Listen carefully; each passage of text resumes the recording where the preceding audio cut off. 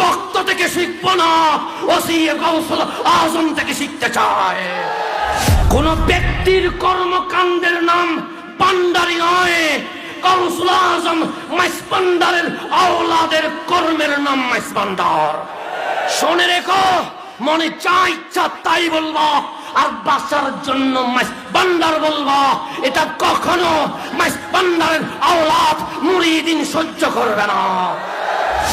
OC গাউসুল আজম বলেছে কিছু ফটকা আছে, মোল্লা বলে নাই, মাওলানা বলে নাই, ফটকা বলেছে।